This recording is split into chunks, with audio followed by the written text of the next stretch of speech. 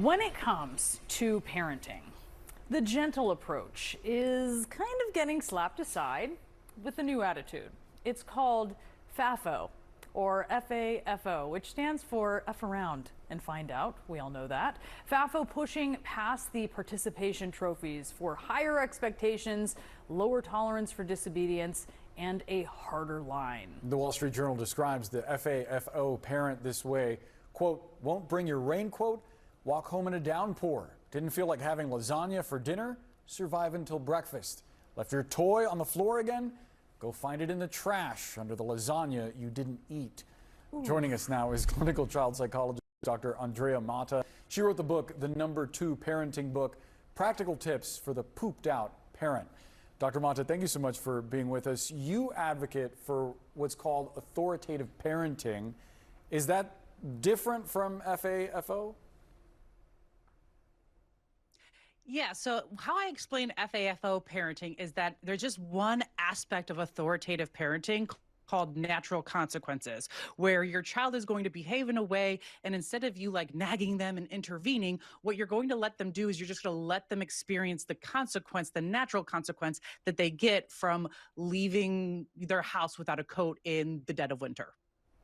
Okay, and so you have hosted a webinar called Gentle Parenting Doesn't Work.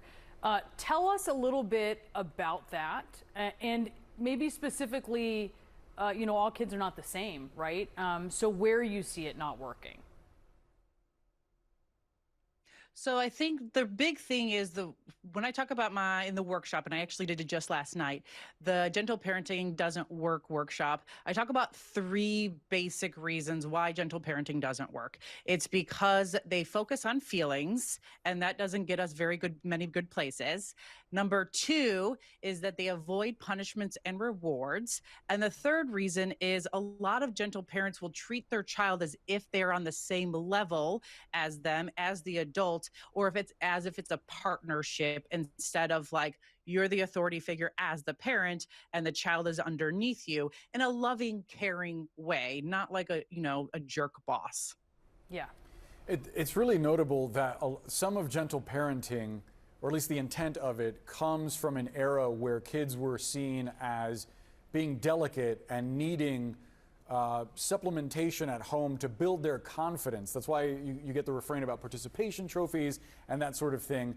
But now it seems like some folks feel that they may have gone too far, and critics blame gentle parenting for some of Gen Z's problems, like struggling with workplace relationships, suffering from depression and anxiety. I mean, do you agree? I do agree, because I think what's happened is like millennials and Gen Xers were parented using like a militant parenting style, like my way or the highway. Millennials and Gen Xers didn't feel seen, they didn't feel heard, they didn't feel valued. And so they're like, we're never going to parent like our parents did. And so we swung all the way back to the other side, which is gentle parenting. But then I think that's gone too far as well. And we missed this beautiful middle ground called authoritative parenting. And I like to say it's setting high expectations within the context of the warm and fuzzies. That's where we need to be. That's where I want parents to be. Okay, so, and let's just be clear about this. We're not talking, Dr. Mata, about like people being mean to their kids, right? I mean, even natural consequences can be experienced by a child that's the whole point. If they experience the natural consequence, then you don't have to like yell at them about it, right? It's just a sort of a learning process. You can maybe explain and walk them through. Some might say that is gentle parenting. I mean, can you you say it's this middle ground, but can you kind of explain that? That's sort of like using the important consequence, but also appealing to kids in discussion?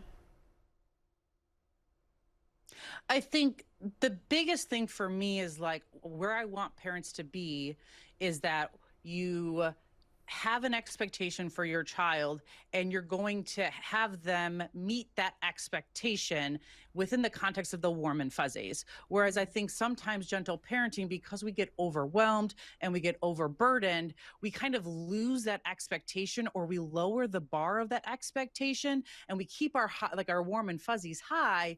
But then that becomes problematic, because then we tell, like, we're communicating, whether we mean to or not, that kids only have to do things when they want to do things. And then that's what starts to cause like the Gen Z mental health crisis that we're seeing, especially in the workplace. Yeah, and I mean, there are studies that show the negative effects of that sort of the warm and fuzzies without sort of that expectation and the engagement. Dr. Mata, thank you so much for being with us. Thank you so much for having me.